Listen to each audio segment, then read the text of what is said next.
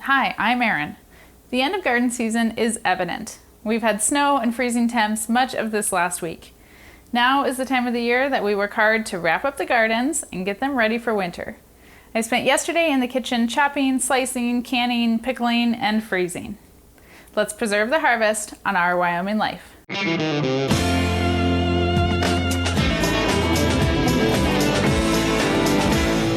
It's been a great market garden year for us. It started out a little slow with the delay of finishing the new high tunnel and the planting of the crops in the high tunnel.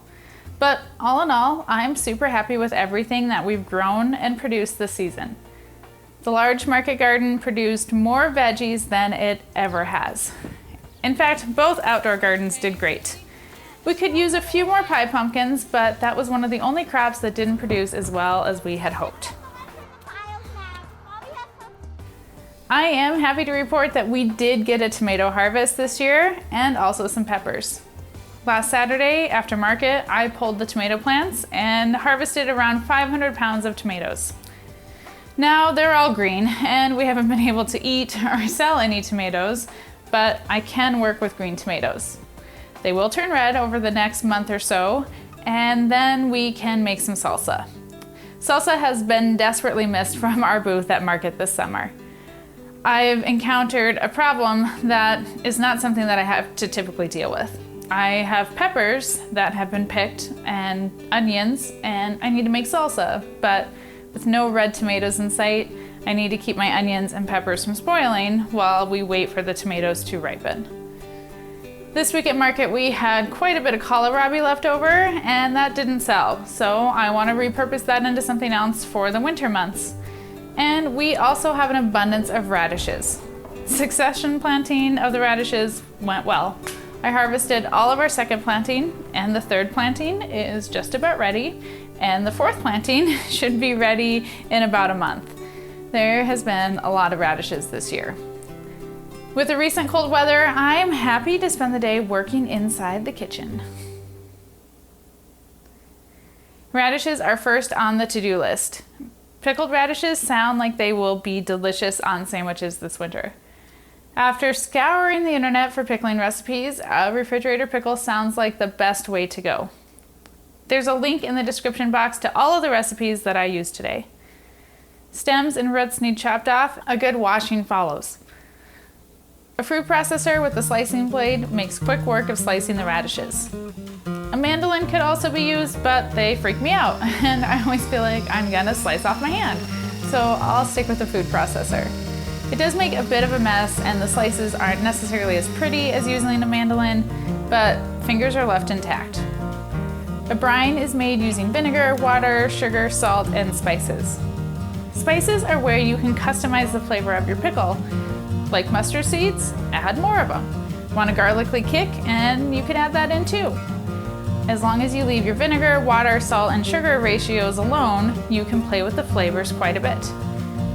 The radishes are packed into deli containers and a hot brine is added. I've also added a couple of jalapeno slices to a few containers for a little extra kick. Lids go on and the radishes will head to the refrigerator after cooling for about an hour. Kohlrabi leftovers need a new purpose in life. Once again, pickling saves the harvest. Kohlrabi is an interesting vegetable that most people aren't familiar with. I always say they are kind of like a cabbage and a radish and a broccoli had a baby. They are crispy and a little bit sweet. They are excellent if you eat them raw or cooked. You can even eat the greens. Leaves need removed and the outer layer needs peeled, and they are sliced into sticks. The sticks are then packed into pint jars. Another brine is made over on the stove, and this time the spices are added directly to the jars instead of into the brine. The hot brine is ladled into the jars and a lid and a ring are applied.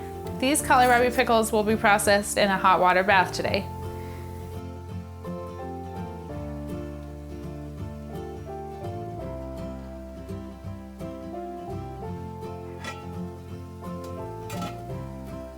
After processing is done, they are carefully removed from the boiling water and placed on a cooling rack. Now that the pickling is done, we can move on to freezing the peppers and onions for salsa. Years ago, I bought this chopper thing off the internet. It is amazing. It makes quick work of lots of veggies, and it makes salsa making a breeze. Plus, all the onions and peppers end up diced the same size, which is a task that I would never be able to accomplish on my own with just a knife. Some prep work is still needed before the dicer can be used. Onions are cut into slices, and then it's super simple to place the slices into the chopper and press down on the lid until the onions go through the blade. Sometimes the lid needs a good whack on the thicker slices, but on small onion slices, it's easy to just push it down. These onions are destined for the freezer. They are placed in a freezer bag and labeled and dated.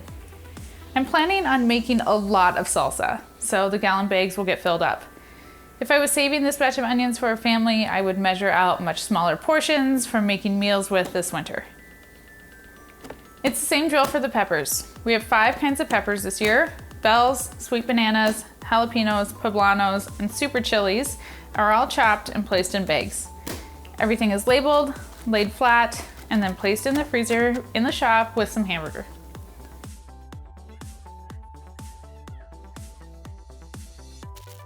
Yesterday was a long day at work, but I am always happy when there are garden veggies in jars and containers ready to be used this winter.